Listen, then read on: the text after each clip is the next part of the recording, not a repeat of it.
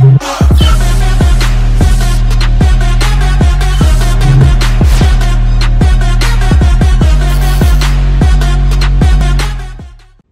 tout le monde et bienvenue à Ici c'est Hockey.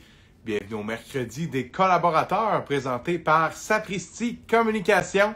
Et là, je me dois de débuter en souhaitant un joyeux anniversaire à notre collaborateur Félix Voyer, qui est né une très belle journée ce 19 mai 1997, voyait le jour. L'un des fondateurs de Sapristi Communication, Félix Voyer. Alors, bonne fête mon Phil! Je me doute que tu sois à l'écoute, là. Je doute que tu sois à l'écoute, en fait, parce que, d'après moi, tu es chez tes parents, là, pour le traditionnel souper de fête. Mais en tout cas, on passe fort à toi et aussi, joyeux anniversaire à notre cher Maxime Larouche, à qui c'est l'anniversaire. Donc, bon anniversaire à Maxime. Et aussi, là, vous ne me croirez pas, il y en a un autre. Joyeux anniversaire à Antoine Provencher, né pile la même journée que Rocky Voyer, un beau 19 mai de 1997. Antoine Provencher, le concepteur de notre intro, donc en rediffusion sur YouTube et sur Facebook, la belle intro, là, et qui est aussi distincte pour chacun de nos collaborateurs. C'est lui qui a fait ça. Alors, bonne fête, messieurs. Merci de collaborer. On n'a qu'un seul collaborateur, parce que là, FX est occupé. Et puis, on l'aime, notre FX, et on veut qu'il soit là à 100% à ICC Hockey. Donc, on l'a laissé vaquer à ses occupations. Et ce soir, c'est le coach Phil Paquette qui vient nous parler de 3 sujets très intéressants. D'ailleurs, il nous joint à l'instant. Salut, mon Phil! Salut, ça va? Ça va bien toi aussi? M'entends-tu? Yes, je t'entends, mais il y a un petit délai. Attends, ça va peut-être se placer. Ça, moi Des aussi. fois, ça prend un petit peu de temps, là. Attends un petit peu, je vais essayer quelque chose. Attends, ton image load. On va s'arranger, on va s'arranger. Il n'y a pas de stress, mon Phil. Pendant que tu gosses ça, moi, je vais expliquer ce soir que c'est seulement toi, seulement toi. Donc, formule un collaborateur ce soir, puisque FX vaque à ses occupations. Et il n'y a aucune problématique. On voulait essayer ça aussi ce soir, voir comment ça se passe avec le coach. De toute façon, d'après moi, on n'aura pas de misère à parler plus de 30 minutes. Et puis, oh! Je vois tes lèvres bouger, puis le son n'est pas encore arrivé. Attends. Pardon, Phil?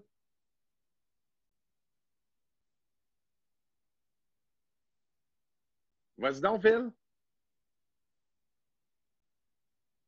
Non, ça ne fonctionne vraiment pas. Donc, peut-être un petit problème de son du côté du coach qui va nous rejoindre dans quelques instants. Il n'y a pas de stress. Ça, c'est les joies du direct, mais aussi les joies d'Instagram, hein, qui met des fois des bâtons dans les roues avec ces fameux écouteurs, iPad, sans fil, etc. Donc, on change des fois les setups, puis ça occasionne quelques petits bugs. Mais rappelez-vous, Stéphane Huard, au début de la semaine, est rentré à l'intérieur, beau pléonasme, et le problème s'est résolu immédiatement. Mettons qu'on réessaye, là. Bon, là, tu m'entends-tu bien? Je t'entends, mais encore une fois, je vois tes lèvres bouger, puis il y a un délai. Mettons que tu débrancherais tes écouteurs. On va essayer ça. Là, qu'est-ce que ça dit?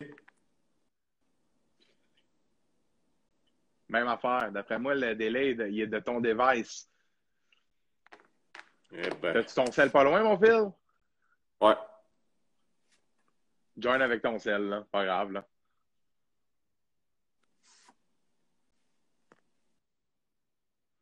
Donc, le coach qui va être de retour dans quelques instants, fait que je profite de l'instant pour vous expliquer, là. Fait que ce soir, salut à Mathieu Desrosiers en passant, notre collaborateur qui est sur le live. Salut à Guillaume Cercia, Jojo Bellé, Zachary Saint-Pierre. Merci d'être avec nous ce soir. Et puis, un collaborateur ce soir, et là, ici c'est hockey. Ça roule jusqu'à temps que la Coupe Stanley soit gagnée, là. Donc, jusqu'à temps qu'il y ait une Coupe Stanley qui soit dans les bras de quelqu'un à quelque part. Les lundis, les mercredis, il y a 2 entrevues le lundi, 2 collaborateurs le mercredi. Et là, à suivre, quelle sera la composition de l'émission l'année prochaine, parce qu'on prévoit déjà une saison 2. Alors, à voir comment on va faire ça. Et c'est pour ça que ce soir, je trouvais ça intéressant d'essayer un collaborateur. Vous savez, lorsqu'on travaille temps plein, c'est une grosse charge de travail aussi. Préparer 2 émissions en direct par soir. Salut Phil! Salut, Matt. On se reprend, là. Là, ça marche bien. Non, je comprends pas pourquoi. Là, je faisais des tests avec un iPad, mais on dirait que ça marche pas. Mais écoute, des fois, moi, quand j'avais fait avec mon iPad, il n'y avait pas de délai, mais écoute, il aurait très bien pu en avoir un. C'était un vieux iPad, puis je veux dire, c'était une bad luck que j'étais obligé de le prendre, là. Mais c'est bizarre parce que je sais qu'il y a d'autres invités aussi qui ont déjà joiné avec. Fait qu'en tout cas, comme j'expliquais pendant que tu n'étais pas là, des fois Instagram, là, des fois les écouteurs Bluetooth plus telle machine, plus ça fait qu'il y a un délai. C'est pas grave, là. En plus, comme c'est seulement toi ce soir, mon cher, pas comme si on était stressé, là.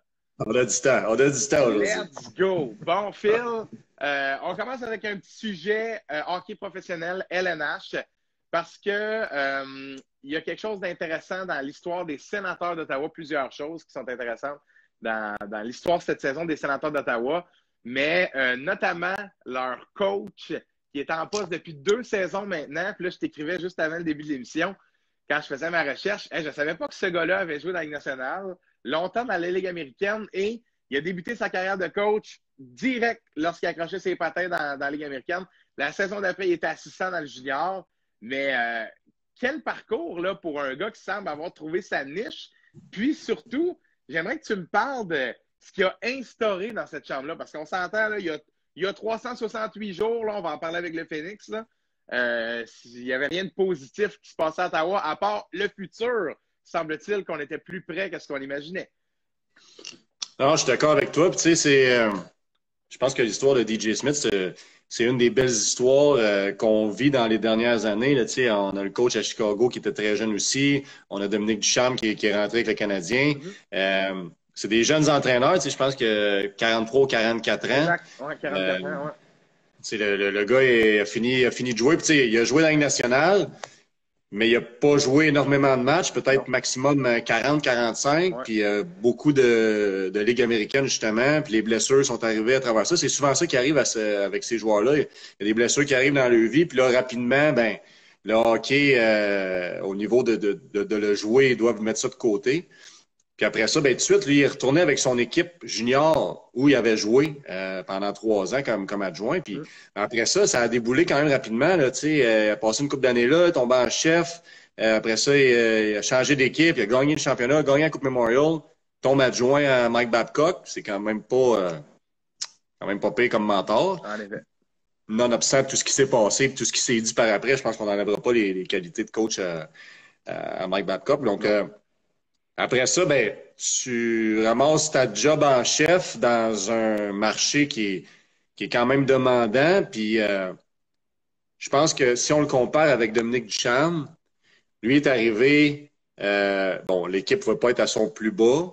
D'après moi, il a eu la chance de tout rebâtir ça puis venir mettre ça à sa main, amener son dynamisme de jeune entraîneur qui rentre dans ces nouveaux souliers-là puis qui veut faire une différence puis tout ça, avec une gang de jeunes qui viennent se greffer à son organisation. Puis, tu sais, cette année, le premier mois, on les a fait très mal. C'est pour ça qu'ils sont pas dans les playoffs. Mais honnêtement, après ce premier mois-là, quand ils ont décidé d'enlever certains vétérans qui étaient peut-être nocifs dans la chambre, puis donner de la place aux jeunes, puis faire confiance aux jeunes, puis laisser la chance aux jeunes de faire des erreurs, d'apprendre avec ça, ben le rendu après ce premier mois et demi-là, ben je pense, il me semble que dans les stats, il finissait comme 2e dans la division Nord.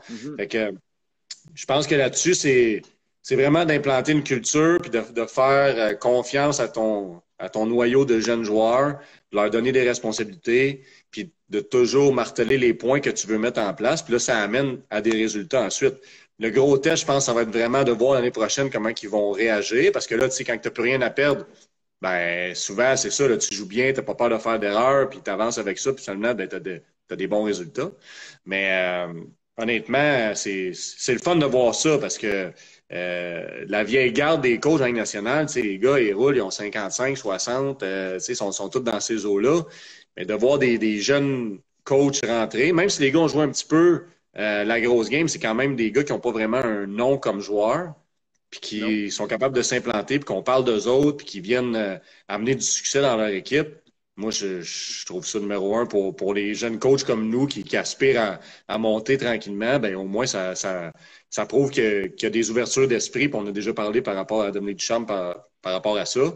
Même chose à Chicago. C'est d'avoir une ouverture par rapport à de la nouveauté puis d'innover à travers ça. T'sais, les Maple Leafs, même chose, ils engagent des femmes présentement pour diriger tout le développement de leur organisation. Fait que, je pense que juste ça, c'est le fun à voir. Puis, petite question là-dessus, justement, je trouve ça super intéressant ce que tu dis, puis ça a semé quelque chose dans ma tête. Dirais-tu que la stratégie a changé? C'est-à-dire qu'avant, les équipes voulaient aller chercher le safe name, peut-être, là. Aller chercher le gars que tu es sûr qu'il va être capable de faire la job pour, on dirait qu'une embauche, soit un président, un directeur gérant ou même un entraîneur-chef, des fois un entraîneur associé, où c'était toujours quelqu'un avec une notoriété, un peu pour venir solidifier. Puis là, on dirait que la mentalité est complètement différente, là. On voit beaucoup d'équipes engager des gens qui, des fois, n'avaient même pas rapport avec le monde du hockey, là, des avocats qui deviennent DG, qui deviennent directeurs du développement des joueurs. Est-ce que des femmes à Toronto, comme tu l'as dit, est-ce que le hockey évolue à la 2021, c'est-à-dire de nouveau genre, là, on innove là, littéralement. Là. Moi, je sens ce courant-là. Est-ce que tu es d'accord avec ça?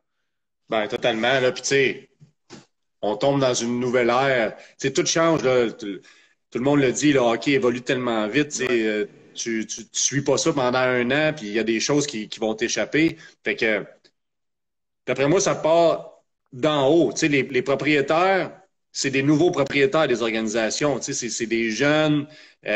Souvent, c'est des gens, bon, assurément, ils ont beaucoup de sous, fait qu'ils arrivent avec des nouvelles idées, puis là, ils engagent. Ça part avec les DG. Tu sais, les DG, il y a une grosse vague en ce moment de jeunes directeurs généraux, 26, 28, 30 ans, des gars qui arrivent de plusieurs milieux différents, qui ont grandi dans le hockey connexe, mais qui n'ont pas fait leur parcours dans ça. Tu sais, Julien Brisebois à Tampa Bay, c'en est le plus bel exemple. Là. Puis ces gars-là ont une vision externe du moule qu'on a vécu dans les 30, 40 dernières années. Fait que c'est sûr et certain que eux, quand ils engagent du personnel, ben, ils appliquent cette vision-là. Fait que ça donne la chance à des nouveaux visages de coach, puis de skill coach, puis de directeur du développement. Puis, il y a plein de postes qui s'est créé. Là. On regarde là, les Panthers qui ont fait avec leur comité pour s'occuper de leur gardien de but. Ouais. C'est un peu ce que Montréal semble vouloir mettre en place. Et ça va sûrement devenir la tangente dans le circuit. Fait que, tu sais, je pense qu'avant, là, on engageait le coach, 2 adjoints, puis ça se limitait à ça. Mais dans les dernières années, je vais dire dans les derniers 10 ans, là, surtout là, dans les dernières années, ça s'accentue. Ben, oui, tu as le coach, mais il y a tellement une équipe de spécialistes alentour de lui, autant pour les statistiques, autant pour le power skating, autant pour le maniement de rondelles, autant pour l'entraînement hors glace. Fait que les budgets sont sûrement plus grands, sont séparés autrement. On essaie de maximiser les forces de chacun des intervenants pour augmenter tout le rendu de ton club au final. Fait que je pense que oui, c'est les nouvelles manières de faire, l'ouverture d'esprit aussi de dire, regarde, je suis peut-être un bon entraîneur en arrière de mon banc, mais ça se peut que pour démontrer les exercices puis pour enseigner telle affaire, mais je suis mieux d'aller chercher quelqu'un qui se concentre juste là-dessus puis qui travaille juste là-dessus. Fait que d'avoir l'esprit d'équipe, de déléguer ces tâches-là, ben, je pense que c'est oui la nouvelle tendance. Puis ça, ben, pour revenir à ta question de base, ça permet que justement, au lieu de se dire, bon, on va y aller avec le vieux loup qui a 3 coupes Stanley, puis ça se fait encore. Là, on l'a vu avec les Flames cette année. Il y a encore des mentalités comme ça, mais là, après ça, remonte un petit peu plus haut dans l'échiquier. Tu peux voir qui est le DG, qui est le propriétaire. Ben, ça t'amène des fois à ces choix-là aussi. C'est les mêmes gars depuis un bout, là. Exactement. Puis c'est correct. C'est correct parce qu'il y a des fois que ça peut marcher, mais faut juste comprendre aussi que là, la moyenne d'âge des gars dans chaque équipe, c'est 26, 27, 28. C'est plus comme avant, là, que c'était 32, 33, 34. Fait que, sont tous jeunes, ces kids-là. Là, puis là, il y a les gars de 18, 19, 20. Donc, est-ce que si tu t'adaptes... là, il est loin un petit peu, là. Oui, exactement. Fait que je pense que c'est juste la roue qui tourne. C'est correct, là. Il y a des gars qui roulent leur boss pendant 12, 13, 14, 1500 matchs dans la Ligue nationale. Tant mieux, puis ils méritent d'être là, puis ils ont su s'adapter avec le temps, mais ça prend de la relève aussi. Puis à un moment donné, la relève, il faut 40, puis qu'elle commence à faire son chemin. Puis moi, ce que je souhaite, c'est juste que les directeurs généraux, les patrons soient patients avec la relève, parce que si tu veux que ces gars-là durent un bout dans la ligue, puis ensuite de ça, fassent la passation de leur connaissance à des adjoints qui vont devenir en chef, mais faut que tu sois patient. Je sais que c'est une business, je sais que tout le monde veut gagner, mais à un moment donné, je pense que les gestionnaires ont un rôle là-dedans aussi d'encadrement auprès de leur coach et de leur staff. Définitivement. Puis je veux qu'on revienne sur ce que. En fait, je vais faire un bref retour sur ce qu'on a déjà abordé ensemble. Lorsque tu parlais de Dominique Ducharme, puis j'ai reparlé de cette théorie-là parce que je l'ai trouvée excessivement intéressante où tu disais probablement que le plan de Marc Bergevin, c'était de donner le flambeau quand le contrat de Claude Julien allait se terminer, ou en tout cas, pas lorsque ça s'est passé. Tu sais, les choses ont peut-être été devancées un peu, puis je suis 100 millions de pourcents d'accord avec ça, dans le sens où c'était clair qu'on s'enlignait vers ça, puis oups, au moment où c'est arrivé, c'est peut-être pas tout le monde, autant Marc Bergevin que le principal intéressé, là, qui s'attendait à devoir prendre cette décision-là, puis devoir prendre les rênes de l'équipe là, de l'autre côté. Tout ça pour dire, tu parlais de, tu sais, oui, la différence d'âge entre certains coachs, et puis l'idée est grosse là, derrière ça, là, j'essaie de synthétiser. Là. Je trouvais ça super intéressant, la théorie que tu amenais, puis je pense que certaines équipes donnent dans des gros marchés où il y a de grosses attentes, sont obligés de faire ces moves-là où il n'y a comme pas le thinking de ça peut pas marcher, ça pourrait pas marcher. Là. Dans le sens, quand ce move-là est fait, il n'y a pas d'autre scénario. Désolé, c'est pas clair, là, mais il n'y a pas d'autre scénario que ça fonctionne. T'sais, si ça ne marche pas, il y a pas pensé on ne pouvait pas penser à ça dans ce contexte-là. Ma question pas claire pour en venir à une question plus claire. Penses-tu que de devoir prendre la relève de certaines équipes pour des candidats comme ça, bien, ça peut rendre le début pour certains jeunes entraîneurs plus difficile? Puis là, écoute, je ne veux pas parler de la situation nécessairement de Dominique Ducharme en particulier, mais il y en a plein de gars là, qui ont été en chef dans la Ligue américaine, puis pouf, le coach en haut se fait éclairer, tombe en chef par intérim dans la Ligue nationale, puis ça va plus ou moins bien. Je pense juste à Jeff Ward, qui n'était pas un jeune entraîneur, mais qui est un gars qui avait attendu toute sa carrière avant de devenir en chef. Tombe en chef à Calgary quand le congédiement se fait. Puis le gars n'a pas fait un mauvais travail. Là. Puis aussitôt que ça a été facile, tu sais, dans le sens, ça a toujours été comme ça. Là. Quand le Canadien a donné la chance à Alain Vigneault, on n'a pas été super patient. La chance à Claude Julien, on n'a pas été. Puis ils sont allés faire leur expérience ailleurs. Tout ça pour dire, on est un gros marché, c'est une business, tu l'as dit, tout le monde veut gagner, mais tu mets le gars dans cette position-là qu'il est contre le mur, pas le droit à l'erreur. Est-ce que ça va être formateur ou c'est un couteau à double tranchant, trop tranchant? Ouais, ben ça, c'est sûr. Parce que garde DJ Smith, ça c'est sain, là. On lui a dit, garde DJ, ça fait 4 ans que tu es assistant à Toronto du grand Mike Babcock, autant en dehors de la glace, c'était pas correct que le gars a une tête de hockey fantastique, là, on peut pas enlever ça, comme tu l'as très bien dit au début de l'émission. Puis on lui dit, garde, tu as été 4 ans son adjoint, tu as joué un peu professionnel, tu connais la game, tu as gagné dans le junior. Là, nous autres, on a une jeune équipe. Tu as travaillé avec des jeunes dernièrement. À Toronto, il y a plein de jeunes. Il y a eu plein de jeunes le temps qu'ils étaient là. Viens travailler avec eux, instaurer ta mentalité. On laisse faire tes affaires. Puis clairement, puis comment Pierre Dorion en parle, c'est clairement ça. Là. Puis il le dit, il est très, très fier du travail de son entraîneur, mais il lui avait vraiment donné 100% confiance. Puis moi, je ne sais pas toi, je ne sais pas les autres, mais moi, lorsque j'ai vu DJ Smith nommé à Ottawa, j'ai fait tabarouette. On essaye vraiment ce gars-là. Je comprends qu'il arrive de 4 ans à Toronto, mais Christy, gros mandat, là, le club n'a rien. Là, il doit tout bâtir littéralement. Oui, des bons jeunes, mais Dominique Ducharme parlait du clou croche. Là, ben, le coach, sa job, c'est que ça soit droite. C'est pas nécessairement lui qui tape dessus, mais il faut qu'il s'assure que tout est aligné pour que ça soit le plus droit possible. On s'entend? Ça pour dire, c'est sain, ça. Il s'est fait donner avec un mandat clair en disant on va être patient, on sait que tu ne feras pas les playoffs. Puis je dis pas que le Canadien aurait dû faire autrement. Ce qui est arrivé, on n'ira pas loin avec des si, là. Ce qui est arrivé, c'est ça. Mais c'est-tu vraiment vouloir donner la chance aux jeunes ou c'est l'énergie du désespoir? Puis finalement, je parle à Montréal, puis finalement, ça ne marche pas, il se fait slacker. On va-tu donner à Joël Bouchard ou on va engager Bob Hartley? Dans le sens, est-ce que c'était parce qu'on avait les mains liées ou il y a d'autres endroits où ça a été clair? Sheldon Keefe, c'est clair. Carl Debus, c'est clair. John Chaika, c'est clair. Julien Brisebois, c'est clair. On a dit à ces personnes-là, New Style, on innove, là. Mais je sais pas. cette histoire-là me gosse parce que le gars, s'il se fait clairer, là, il va en avoir une carrière ailleurs. Ça va être la même chose qu'on a déjà faite il y a 15 ans. On aurait pu avoir le même speech. Puis je trouve ça particulier, cette manière de travailler là. Tu comprends un peu ce que je veux dire? Ouais. Quand c'est deux contextes complètement différents où on met deux gars qui se ressemblent. Là, bon. Je suis d'accord avec toi. Tu sais, je pense que dans le plan initial de. Mettons, je me mets dans ces souliers encore là, je l'aurais dit, on extrapole. Ouais. Exact. Je me mets dans le plan de Marc Bergevin. Assurément, il n'y avait pas prévu une pandémie là-dedans. Là. Alors, fait que quand tu vas chercher Dom Ducharme, et si son plan était de dire OK, c'est le prochain jeune coach que je vois. Je veux le faire grandir dans mon organisation. Je l'amène avec un Claude Julien, avec un Kirk Muller, qui ont beaucoup d'expérience dans la ligue, autant comme joueur pour Kirk Muller, puis comme entraîneur aussi, adjoint et en chef ailleurs.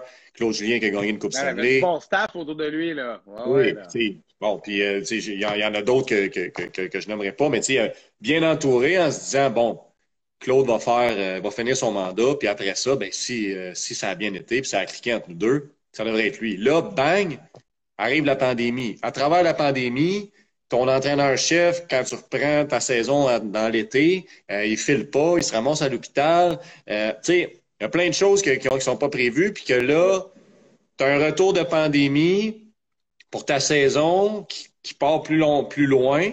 Ta saison est écourtée. Puis là, il faut que tu gagnes parce qu'en plus, là, à travers tout ce que tu as eu à gérer là, ben, tu as ta peau aussi à sauver, là. Puis tu n'as plus de contrat à la fin de l'année.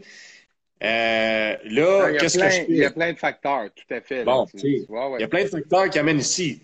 En plus de ça, tu es à Montréal. Les fans sont archi-fans.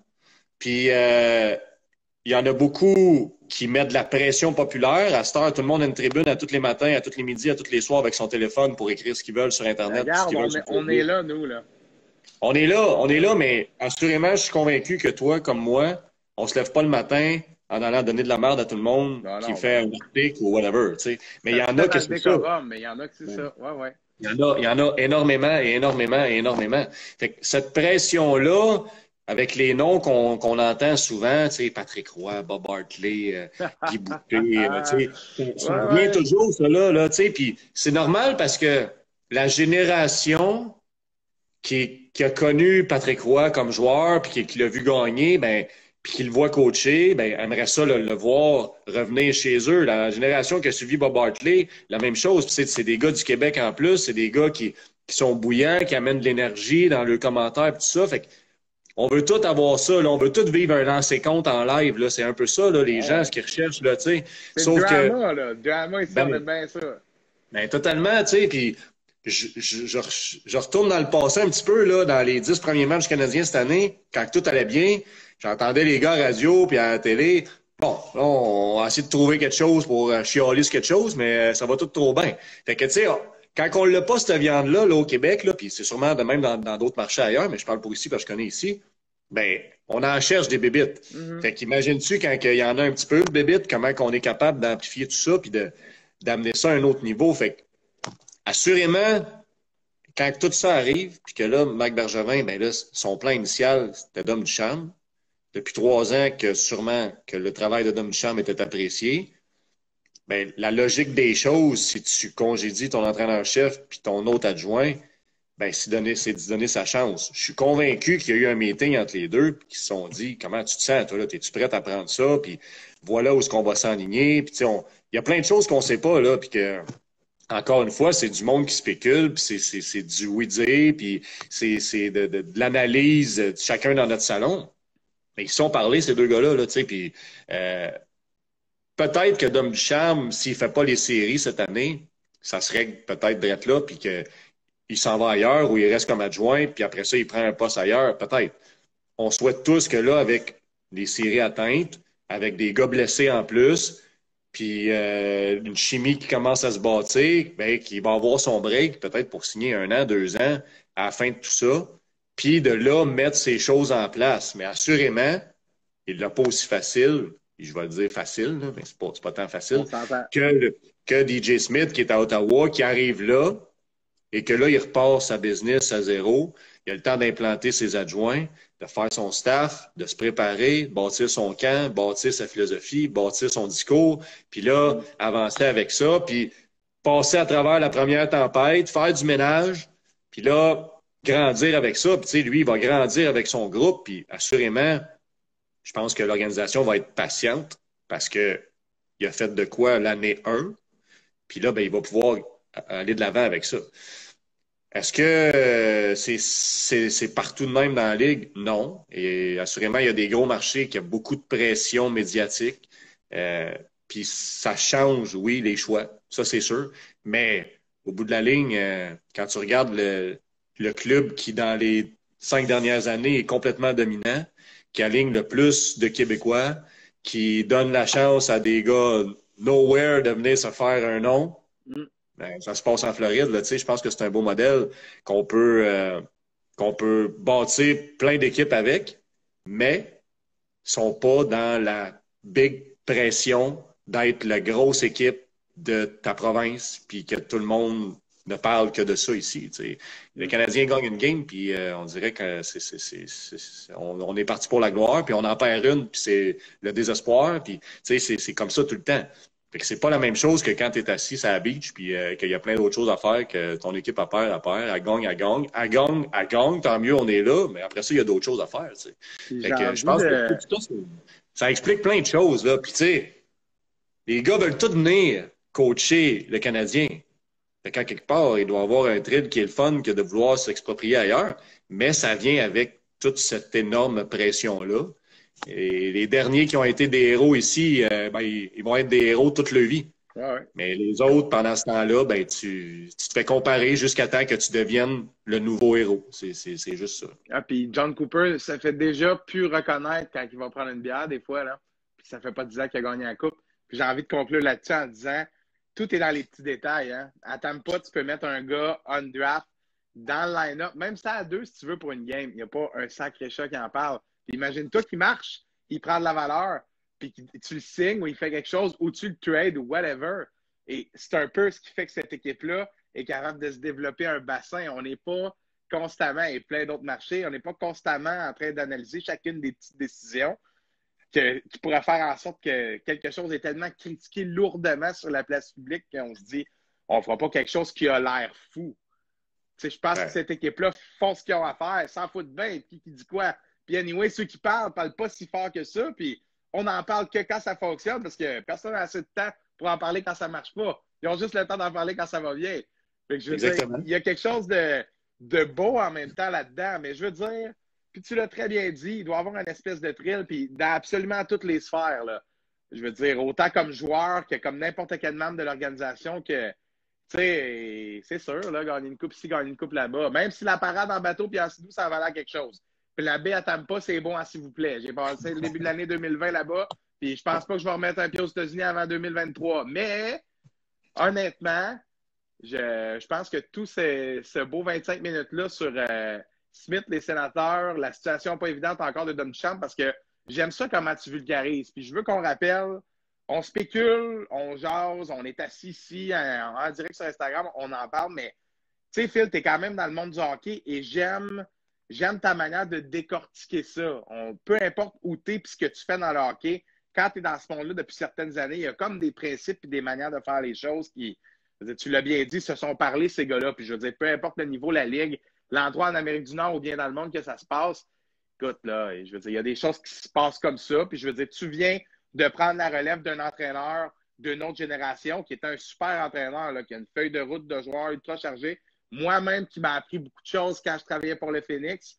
Puis c'est un peu ce genre de changement de garde-là. Fait que même dans un calibre comme le M18 3A, hein, je vais déjà dire les choses comme il faut, Midget 3, là, pour ceux qui n'avaient pas fait le lien, c'est quand même la même chose. Là. Le gars, il a été assistant dans le show, puis il est là en chef. Fait que c'est le même jeu.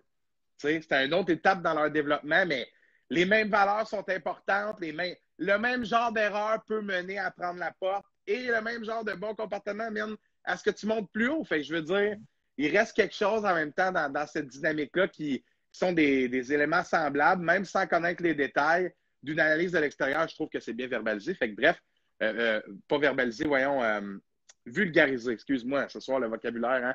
Quelques petits mots qui me. J'ai des belles allocutions et il y en a d'autres qui boxent. C'est les mercredis. Phil, je veux qu'on enchaîne avec le Phoenix. Ça fait 1 an. 1 an, puis tu n'as pas coaché un vrai match. Je t'ai vaincu. Vaincu, j'aime ça. Ça, c'est la bonne manière de le voir. Mais il se passe quoi présentement, avant qu'on parle de ce qui s'en vient puis de ce que tu fais l'été, là, on s'était dit qu'on allait glisser un petit mot là-dessus, la préparation pour le draft et tout ça. 1 an, ton bilan, ton appréciation personnelle, qu'est-ce qui se passe avec ça? Il y a quand même eu des choses qui ont évolué. Puis je veux dire, en même temps, ça va peut-être être un perk lorsque tu vas diriger tes premiers matchs. Ben, je veux dire, c'est quand même 1 an de plus dans le corps, dans les fonctions, de tous les petits détails, là, tu sais. Ben, honnêtement, oui. Tu sais, le bout de plate de tout ça, c'est pour les joueurs. Ça, on est d'accord là-dessus, là, Vraiment. au niveau des matchs, au niveau de la visibilité, au niveau de Ces toute années l'aspect précieuses-là. Exact. Tu sais, puis toute la camaraderie qui se bâtit dans une année de hockey à travers le groupe. Puis, fait que, mais là-dessus, tu sais, on a décidé avec notre staff, notre groupe de joueurs, que ce bout-là, on le contrôlait pas. Là. Fait qu'il fallait se concentrer sur qu'est-ce qui était possible de faire, puis qu'est-ce qu'on pouvait amener de plus, puis de servir des nouveaux outils qu'on avait. Tu sais, autant que ce soit des rencontres Zoom, que ce soit de communiquer régulièrement entre nous par nos médias, par nos groupes, de se donner des outils autres que qu'est-ce qu'on pouvait faire en présentiel. Puis tu sais, quand je le regarde pour nous, en tant que staff, en tant que nouvelle gestion aussi, qui a pris aussi le relais de ça, parce que tu sais, oui, il y a eu moi puis mon équipe, mais il y a eu GF qui est tombé en directeur général, qui avait lui aussi des grands souliers à chausser, puis il voulait amener son grain de sel, puis on a travaillé beaucoup là-dedans. Fait qu'il y a eu beaucoup de changements. Puis cette année-là nous a permis justement de mettre ces changements-là en place, de pas courir pendant 9 mois, bon, les games, les ci, les ça, puis de vraiment tout implanter ce qu'on voulait. Puis je te dirais qu'il nous reste encore des choses à peaufiner, mais... On n'a jamais trop de temps, hein? Non, on n'a jamais trop de temps. Puis là, ben, on a eu plus, puis je pense qu'on l'a bien utilisé. Ça nous a permis aussi de rentrer des valeurs, de rentrer une philosophie à travers nos joueurs, puis de voir qui dans notre groupe, qui est susceptible de revenir l'année prochaine, va pouvoir être un leader à travers ça, puis déployer ces valeurs-là, déployer cette mentalité-là aux joueurs qui vont se greffer à notre équipe. Fait que toute cette résilience-là à travers l'année, à travers les semaines, à ne pas savoir ce qui s'en vient, à ne pas savoir s'ils vont jouer, à se faire enlever de temps en temps 1 semaine, 2 semaines pour certaines directives sanitaires, de performer à l'école 1 journée sur 2 en présentiel. Ouais. Tu sais, on a été capable de voir vraiment la force de notre groupe, puis on le dit à toutes les semaines dernièrement qu'on est très fiers de comment que ça va encore aujourd'hui, parce que justement, Jean-François, avec M. Chartier, le directeur des sports au collège, ils nous ont permis de pratiquer jusqu'au 9 juin. Fait qu'on a extensionné ça de quasiment 1 mois et demi pour permettre aux gars d'être sur la glace, d'être ensemble par leur groupe classe encore, puis de bénéficier de plus de glace que normalement. Fait que ils travaillent encore, les gars. Tu sais, on est rendu là quasiment à la 3e de mai, puis peu importe là, si on fait des pratiques qui sont plus axées sur des jeux, mettre plus du fun là-dedans, vu qu'on est rendu à cette date-ci, mais ils font pas ça à moitié, puis il n'y a pas personne qui veut manquer une pratique, il n'y a pas personne qui veut manquer de l'école, puis tu sais, tout ça, là, le mérite leur revient, mais ça a fait en sorte que on a grandi en tant qu'organisation, je pense, à travers tout ça. Puis on a eu une belle proximité avec le collège, avec tout ce qui était du juvénile, du cadet, avec les gens qui s'occupent de ces calibres-là, avec M. Chartier qui chapeaute tout ça. On a bâti des choses, puis on va emmener des nouveautés pour le futur. Fait que honnêtement, je suis super content, je suis super reconnaissant de mon staff, super reconnaissant de l'ouverture d'esprit du collège, de GF, de nous laisser créer, de nous laisser amener nos idées, de nous appuyer dans tout ça. Puis ça ça nous permet justement de mettre nos couleurs, d'innover, d'amener des nouvelles manières de faire.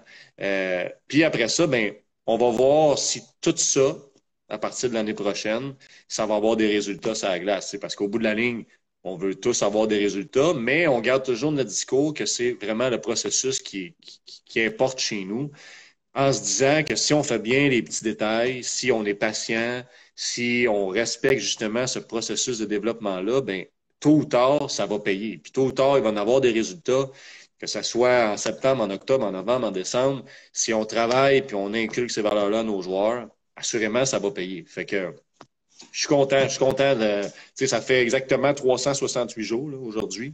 Puis honnêtement, il n'y a pas une journée qu'on n'a pas mis du temps dans ça, que ce soit chacun chez nous, que ce soit ensemble, que ce soit en staff, que ce soit GF avec moi, que ce soit d'autres gens impliqués qui ont fait plein de choses sur des petits mandats qu'on leur avait donnés. Fait que c'est un bilan qui est super positif. Puis, tu sais, on est déjà dans notre préparation pour les prochaines sélections. Bon, c'est sûr qu'il va y avoir le draft du junior majeur. Puis après ça, on va avoir des gars qui vont partir un peu, là, faire des camps. Mais nous, on est déjà prêts là, pour relancer ça le 1er août avec notre pré-camp, puis le camp qui va suivre. Notre retraite fermée est planifiée pour la fin août. On va lancer nos inscriptions dans les prochains jours. On a un projet spécial qu'on est en train de finaliser, là, de tout ficeler les dernières parties qu'on va pouvoir lancer aussi en même temps que ces inscriptions-là pour faire connaître notre organisation. Fait que, tu sais, ça a été une bonne année pour faire des changements, puis on est super content de ça. Non, mais félicitations. Félicitations. Encore de très bonnes valeurs. Puis moi, j'ai envie de dire un message aux joueurs qui peut-être vont nous écouter parce que je me fais pas mal lâcher des whacks ici, c'est hockey au collège. Quand même, là, à peu près une fois par jour, là. Puis là, les jeunes ont leur masque. Fait que, tu sais, je sais pas tout le temps c'est qui, là. Mais, fait que, en tout cas, si vous écoutez ça du collège, vous êtes chanceux de un. Puis de deux, si vous jouez dans l'équipe de M. Phil, ici présent, ben lâchez pas, les gars, ça s'en vient bientôt. Ça s'en vient bientôt. Tranquillement. Puis vous allez pouvoir en jouer des matchs. Puis on va vous couvrir sur nos médias sociaux. Puis je vais venir vous voir au multiglace, puis etc., etc. Non, c'est long. C'est long pour tout le monde. Puis oui, tu l'as dit, c'est sûr, la priorité, c'est les joueurs, mais en même temps, je pense que quand même, tu étais fébrile d'avoir ce rôle-là. Puis, tu sais, on dit toujours que des fois, tu sais, désirer, là, puis réfléchir à quelque chose, puis ce premier match-là, là, tu vas être savoureux à ta barouette, là. Puis tu vas l'avoir mérité et tu vas avoir langui le plus longtemps possible, là, littéralement, là. Je pense pas qu'il y a des coachs qui vont avoir attendu aussi longtemps de savoir que tu es entraîneur-chef, de diriger un premier match officiel, là, bien sûr. Mais non, chapeau, puis bravo toujours pour les belles valeurs. Il y a toujours des bons commentaires sur le Phoenix. On a souvent des anciens là, que moi j'ai côtoyés, ou même les Becs, moi je ne les avais pas côtoyés dans l'organisation, mais même si c'est des temps un peu plus lointains, là, les gens ont toujours des bons commentaires sur les valeurs, sur comment ça s'est passé. C'est une organisation qui a un renom, puis je sais que tu veux contribuer à poursuivre cette tradition. Fait que puis la développer à ta manière aussi, ce qui est tout à ton honneur. Fait que chapeau pour ça. Puis si tu nous glissais un petit mot sur ton travail pour ce qui s'en vient, parce que là, techniquement, c'est pas mal la fin de la saison dans la ligne Jet 3, mais tu t'as parlé de certaines sélections. Puis là, il y a des joueurs qui vont se faire sélectionner au prochain repêchage. Il y en a qui sont déjà sélectionnés, qui doivent se préparer pour des camps. Comment ça fonctionne d'un angle du coach de leur équipe actuelle qui, certes, veut contribuer à leur développement et les pousser à performer, mais peut-être qu'en arrière de sa tête, il aimerait revoir certains joueurs avec son équipe ou pas, là, tout dépendamment. Non, mais honnêtement, ça arrive des années que des fois tu te dis, oh, tant qu'elle finisse avec tel et tel joueur, parce que bon, des fois c'est les personnalités qui cadrent pas, des fois c'est des choses qui se passent dans l'année.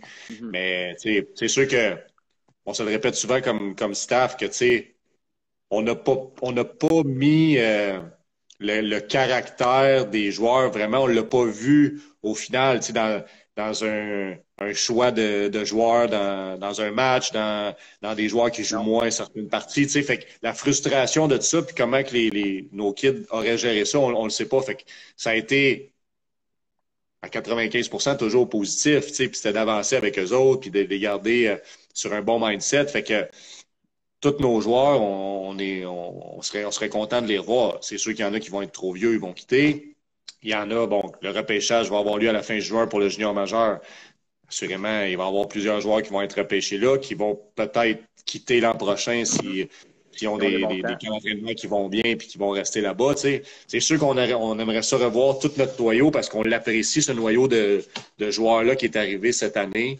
Quand je parle à nos 15 ans et à nos 16 ans de l'espoir, il y a des gars qui sont greffés là, il y a des joueurs qui sont late, qui peuvent revenir. Fait que on espère les revoir puis pouvoir bâtir avec eux parce que c'était ça aussi le gros de notre challenge cette année, c'était de rentrer notre philosophie, de rentrer notre chimie, puis comment qu'on voyait tout ce pattern-là avec des gars comme deuxième puis troisième année ben, qui avaient été là dans l'ancienne manière de procéder. Fait que, est-ce que ces gars-là allaient buy-in? Est-ce qu'ils allaient embarquer? T'sais, on avait tout ce défi-là. Puis, assurément, si oui, embarquait, ben, ça allait avoir une influence directe sur nos nouveaux. Et sinon, ben, on avait un gros travail à faire pour s'assurer que nos jeunes ben, aillent chercher la bonne information parce qu'après ça, c'est la roue que tu veux partir. T'sais, tu veux que ton corps qui se représente à ton camp d'entraînement, qui normalement doit être à un X niveau comparé aux autres, puis qui viennent reconfirmer leur poste, puis qu'après ça, quand l'équipe est reformée, ben, c'est eux là, qui descendent l'information, c'est eux qui montrent comment que ça se passe, c'est eux qui montrent l'exemple. Fait que c'était vraiment un de nos gros défis, puis ça a super bien été. Encore une fois, on n'a pas joué de match. Fait que, on l'a vu dans les entraînements, puis on l'a vu comment que les kids ils ont agi. Mais ça a bien été là-dessus. Fait que nos jeunes se sont vraiment imprégnés de ça. Puis, ben, assurément, s'ils pouvaient revenir l'an prochain, greffer à ça des joueurs qui vont arriver du Bantam, des joueurs qui vont arriver de peut-être des programmes scolaires, qui vont venir accentuer tout notre niveau de talent puis tout ça. Puis peut-être certains joueurs de 17 ans qui vont revenir, qui vont amener tout leur leadership puis toute leur maturité physique et mentale. Ça peut faire un beau mix. T'sais. On sait qu'on s'en va vers des années qui peuvent être intéressantes en tant que performance d'équipe avec qu'est-ce qu'on voit sur papier. Fait que dans les prochaines semaines, nous, on va finir nos entraînements. Après ça, c'est sûr que les gars, ils tombent en examen et tout ça. Fait que on veut qu'ils mettent du temps là-dessus aussi, là, présentement. Fait que, si on a manqué des pratiques, c'est très justifiable parce que c'est l'école qui prime. Mm-hmm. Mais tout le monde est présent là, pour l'instant. Fait qu'on finit ça, puis comme je te dis, ben depuis un mois et quelques, on travaille déjà sur nos sélections. Tout notre horaire est bâti, toutes nos choses sont en place. On va lancer les inscriptions. Puis ben quand ça va partir, après ça, c'est vraiment de se mettre à se rencontrer entre staff. On a des activités prévues à la fin juin pour se faire un team bonding entre nous, tu sais, en dehors du hockey, puis ben, on va faire du hockey pareil, mais dans un autre ordre d'idée. Fait que de faire des activités ensemble, d'amener nos idées pour la prochaine année. Là, on a appris à se connaître. Tout le monde a grandi à travers cette année-là. Puis je pense que tout le monde est fébrile autant que moi. Puis tu sais, moi, j'étais le seul avec mon coach et goaler à avoir goûté à la game là, dans le jeu 3. Nos autres membres de staff, c'était tout nouveau. Fait que les autres, ils ont doublement hâte de vivre ça, de connaître tout le pattern, puis comment qu'on vit le midget 3A au day-to-day. Là, les pratiques, c'est beau, mais les matchs, là, c'est le fun, c'est la préparation, c'est les voyages, c'est tout ce que tu vis en tant que groupe. Là. Mm-hmm. Fait que de tout mettre ça en place, puis ben là, l'été va passer vite. Là, les gars vont sortir de l'aréna avec nous autres le 9 juin, puis le 1er août, on retombe sur la glace pour le pré-camp. Fait que à travers ça, le mois de juillet, on va placer nos trucs, on va essayer de prendre 2-3 jours off. Puis il y a plusieurs choses qui se passent aussi pendant l'été. Dans le mois de juillet, il y en a qui vont aller faire le cours HP1.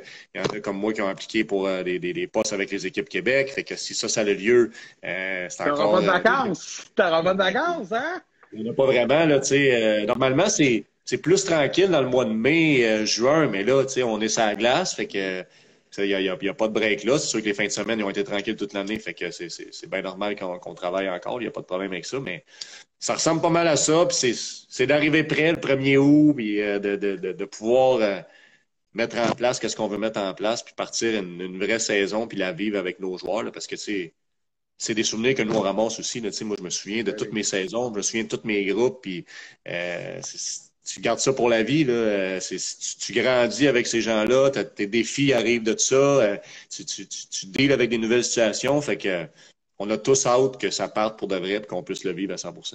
Puis, peux-tu croire qu'il y a des gars qui vont être repêchés junior majeur qui n'ont pas joué un match dans le midget 3A. On va avoir passé du Bantam 3A à, tu sais, mais ils ne feront pas l'équipe première année, probablement pas, peut-être quelques-uns, mais je veux dire, les quelques-uns là, qui feraient l'équipe la première année, là, écoute, c'est exceptionnel. Là. Je veux dire, c'est oui, vraiment, c'est du jamais vu et on n'espère jamais. C'est triste, là. Écoute, la Ligue Midget 3A peut mettre son step parce que le gars va avoir appartenu. Puis on va avoir Ethan Gauthier, exemple, dans les prochaines semaines au podcast avec son père. Il va venir nous parler un peu de ce contexte-là, là, je veux dire, être un top prospect pour le prochain draft, alors que, tu sais, dans le giron d'une organisation Midget 3 et tout, mais je veux dire, il y a quelque chose de. Cette année-là, l'année de draft du junior majeur, que des pratiques, je veux dire, écoute, il va y avoir une coupe de boss, là, et vice-versa, dans ce draft-là. Et écoute, c'est correct, c'est la vie, là, puis on rappelle toujours que c'est pour les joueurs, là, pas évident à 100 000 là, mais hey, c'est quelque chose de frappant. Fait que c'est sûr que votre travail a été primordial sur l'éthique de travail, tous les petits détails, autant sur la glace qu'en dehors de la glace pour certains jeunes qui, peut-être qu'avec ce temps supplémentaire-là, ont choisi de faire quelques petits correctifs à des détails dans leur vie qui, au rythme où ça va, puis j'entends toujours ça dans les entrevues que je donne, hey, ça va vite. Tu sais, quand je me suis fait drafter dans le junior, cligne des yeux, je suis là, une coupe de match, je me blesse, manque un an, mon année de draft dans le show est passée. Écoute, ça fait ça, là, puis c'est passé. T'sais, je viens d'avoir 22 ans, j'ai l'impression que je suis encore junior. Là. Fait que je suis 100%, cette période-là va ultra vite. Mais en tout cas, je trouve que c'est quelque chose de vraiment frappant, tout ça. Puis ça rend ce travail-là d'accompagnement des plus importants. Puis non, c'est nice de savoir que vous êtes en préparation. On invite les gens peut-être intéressés qui entendent ça. Écoute, s'il y a des joueurs qui voudraient venir au camp, j'imagine que les inscriptions et les trucs vont être disponibles bientôt sur les médias sociaux. Ouais, d'après moi, lundi, là, si tout va bien, ça devrait être en ligne. Puis il va y avoir beaucoup d'informations visuelles aussi là, pour les gens. On a fait pas mal le tour de tous les volets qu'on voulait couvrir. Donc, tout le processus de comment s'inscrire est là, les détails vont être là. Donc, les gens vont avoir normalement jusqu'au 1er juillet là, pour s'inscrire. Puis ça va leur donner pratiquement un mois et demi. Puis après ça, ben à se préparer là, pour le début du camp. C'est sûr que ça va être un mois d'août extrêmement chargé. Parce que c'est normalement la portion pré-camp, on fait ça au mois fin avril, début mai. Mais là, avec la pandémie, tout ça, on n'a pas pu le faire. Fait que on se claque ça là, back-to-back. Fait que le pré-camp, une semaine du 1er au 7, puis après ça, le camp du 8 au 25. Puis on finit notre préparation avec notre équipe complète du 27 au 29 là, dans une retraite fermée. Fait que tout le mois d'août, là, on a 3 journées off, là, je pense, là, les joueurs. On sait que c'est chargé, mais on n'a pas le choix de le faire comme ça. Puis on a essayé de l'accommoder le plus possible pour les gens, de modifier justement des choses comme juste l'horaire. Il y avait beaucoup d'activités qui étaient dans le jour par le passé. Pendant le mois d'août, puis les gens travaillent, puis les kids aussi travaillent. Fait que là, on a réussi à mettre ça tout le soir. Fait qu'il y aura plus pratiquement de conflit d'horaire de travail pour les gens. On sait qu'il y en a qui viennent de loin aussi, puis c'est beaucoup de travelling, puis tout ça. Fait que on essaie de l'accommoder le plus possible. On sait que ça va être chargé, mais c'est la manière de faire pour cette année. Puis on va s'assurer que tout le monde ait la chance de se faire voir correctement avec un bon nombre de temps pour le faire, puis de s'adapter, puis de nous donner la meilleure de leur hockey pour être capable de venir chercher un spot chez nous après. Non, super, mais bonne chance à tous les joueurs, en tout cas, qui vont participer à ces belles activités-là. Puis good job toujours à vous autres. L'équipe staff qui fait un super travail. Écoute, ça doit être trippant, de jouer dans cette équipe-là. Je dis ça de même, en tout cas. On finit sur une note un peu plus personnelle, Phil. J'aimerais que tu nous parles de ton rôle d'ambassadeur pour True Hockey. Et dans ton texte de présentation, tu l'as très bien dit, une compagnie qui vraiment est en train de se faire voir dans les plus grosses sphères de notre sport national. J'ai trouvé que c'était très bien dit parce que c'est tout à fait vrai. Cette compagnie-là a apparu un peu de nulle part dans les 4-5 dernières années à quelques bâtons à devenir pas mal la compagnie en dominance présentement. Des pads après l'acquisition de Lefebvre Goalie à toutes sortes d'autres trucs, notamment des bâtons. Moi, lorsque tu me suggérais ce sujet-là, je me suis dit, nice, je vais pouvoir avoir l'explication parce qu'on n'en a jamais discuté ensemble. Je trouve que c'est quelque chose de super intéressant. Puis deux, c'est un peu méconnu, ces rôles-là, particulièrement pour un entraîneur. J'aimerais que tu me parles de quelle est ton association avec la compagnie, quel est ton rôle, qu'est-ce que tu fais exactement? Mais en fait, True, là, ça fait, si mes informations sont bonnes, là, ça fait plus de 100 ans que ça existe. Eux autres, ils ont fait leur nom dans les tiges de golf, donc les tiges de bâton. OK. Ils ont vraiment là, un gros créneau là-dedans. Puis, je te dirais peut-être les 7-8 dernières années, ils se sont lancés dans le hockey, puis ils sont mis à acheter plein de petites compagnies qui avaient peut-être moins de succès ou qui étaient un peu sur le déclin. Puis là, ils ont bâti leurs choses avec ça, un peu comme qu'ils ont fait avec le Five, qui n'était pas une petite compagnie, mais qui était une compagnie bon, qui finalement arrivait dans un tournant dans son évolution. Opportuniste, là, ouais. Exactement. Tu sais, puis c'est des gens qui sont très innovateurs, qui cherchent toujours à rendre le produit meilleur. Assurément, tu sais, des compagnies comme Bauer, CCM, Reebok, Adidas, bon, c'est comme ça qu'ils font leur business aussi. Sauf que qu'est-ce que moi j'aimais de True quand j'ai connu ça? Moi, j'ai connu ça il y a à peu près 6 ans. C'est Thomas Bordelot qui est arrivé avec des bâtons True. Sébastien avait connaissait une connaissance qui travaillait justement chez True, puis il commençait à jouer avec ça. Fait que ça a piqué ma curiosité. Puis 2-3 ans après, quand je suis arrivé au Midget 3A, on avait un responsable qui s'occupait de notre équipement, puis qui faisait tous les essais, puis que c'était un peu notre contact, notre référence quand on avait des besoins. Puis j'ai parlé un peu de True, puis il m'a dit, regarde, je vais te mettre en contact avec quelqu'un, puis tu vas pouvoir avoir plus d'informations. Fait que c'est là que j'ai rencontré Mario Terrien, qui était le contact aussi à Thomas et à Sébastien, finalement, au bout de la ligne.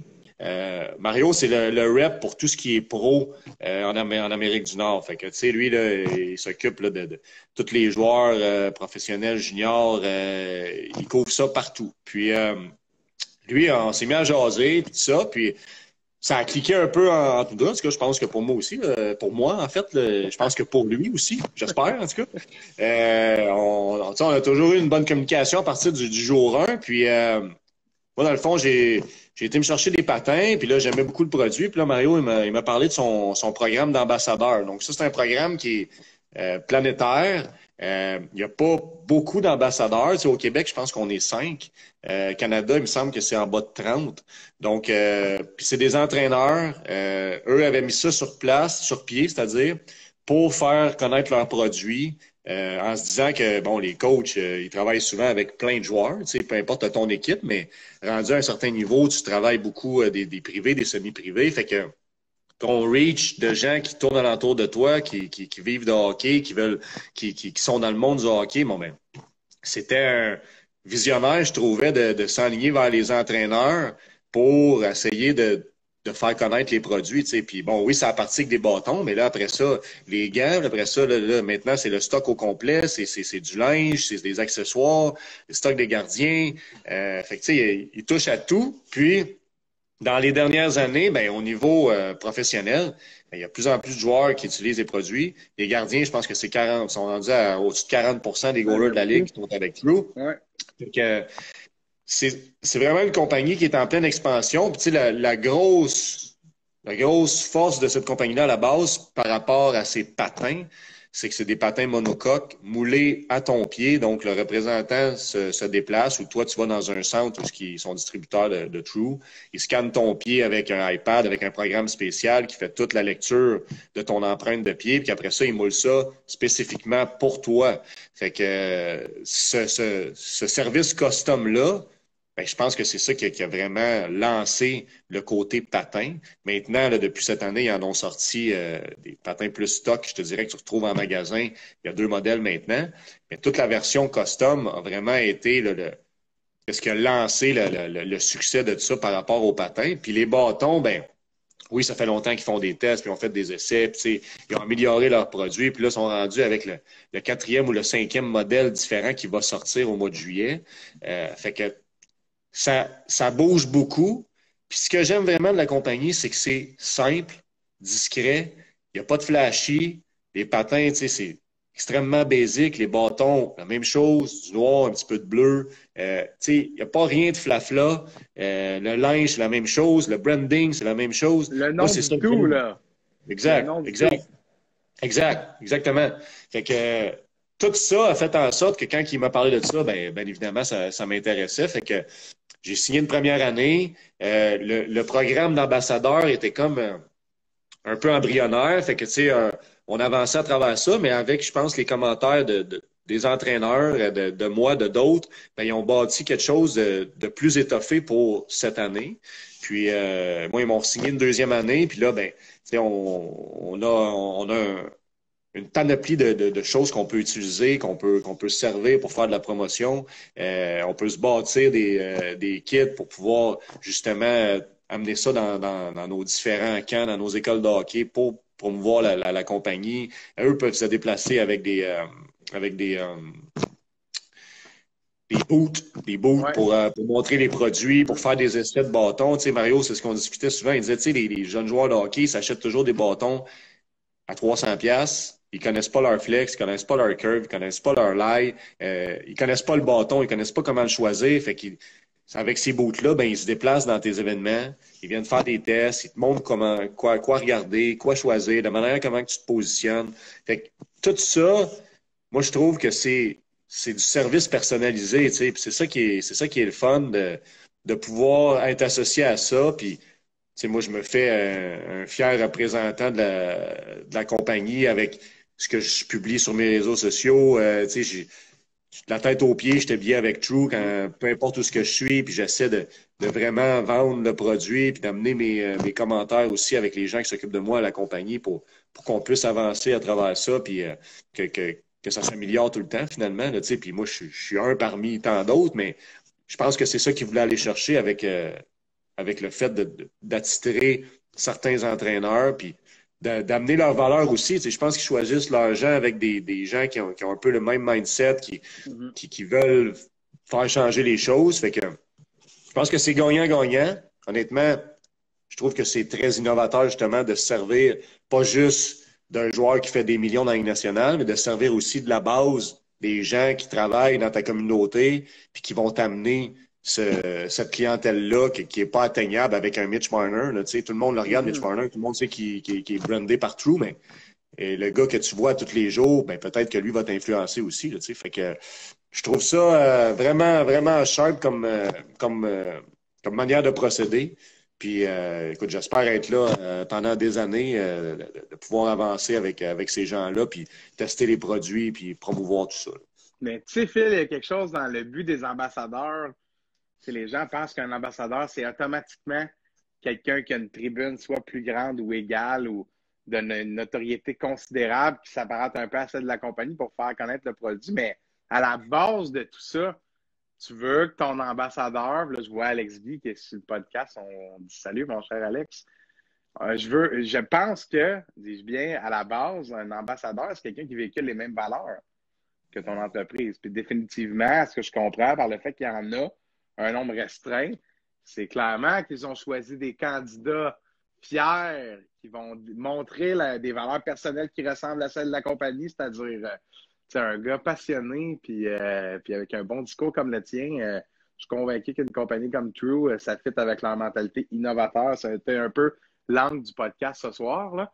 De l'heure qu'on a passé ensemble, parce que, ben oui, c'est déjà la fin, malheureusement.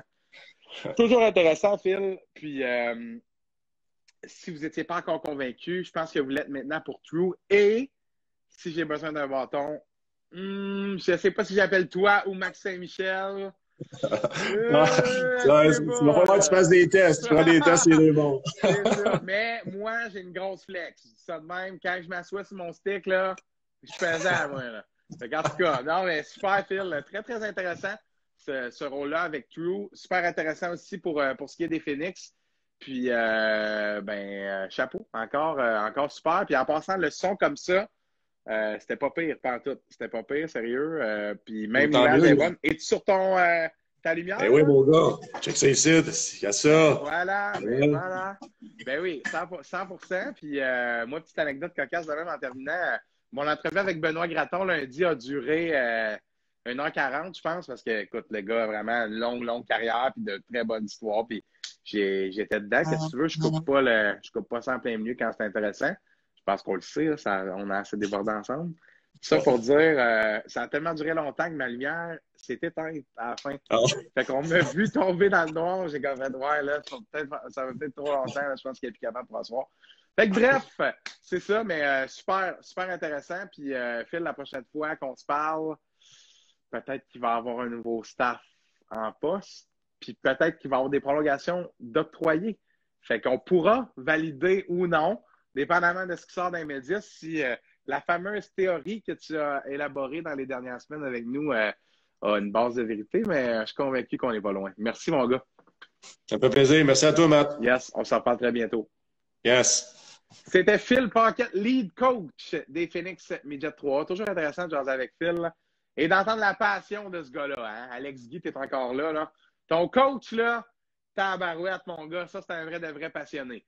Puis juste la manière qu'il raconte la préparation des joueurs. Puis non, pour vrai, Phil Paquette n'est pas sur le podcast uniquement parce qu'il est entraîneur-chef dans la Ligue Midget 3. On l'entend par ses réflexions. C'est un gars qui a une tête sur ses épaules, là, qui a une manière de s'expliquer, de s'exprimer qui est super intéressante. Puis c'est un bon ambassadeur. Convaincu, moi, si j'avais une compagnie de bâtons, de linge, etc., de hockey, je voudrais un gars de même. Tu peux être sûr que ce gars-là ne te fera jamais mauvaise impression. Merci tout le monde. Très, très intéressant pour ce mercredi des collaborateurs présenté par Sapristi Communication. On est de retour lundi. Et vous savez pourquoi? Lundi, on a un invité spécial. Il y a 3 personnes sur le live. Si vous écoutez ça en rediff avant lundi, vous allez avoir le scoop. Anthony Marcotte sera l'un de nos 2 invités, oui, dis-je bien. Le descripteur des matchs du Rocket de Laval au 91.9 Sport. Anthony, notamment ancien descripteur des Tigres de Victoriaville, des Saguenay-Chicoutimi, de l'Armada de Blainville-Boisbriand. Il y a quelques centaines de matchs décrits en carrière.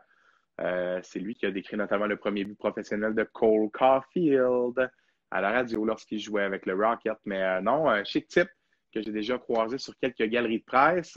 Ça va être très intéressant de l'entendre nous parler, nous faire un petit bilan de la saison du Rocket, d'un qui a été digne de mention.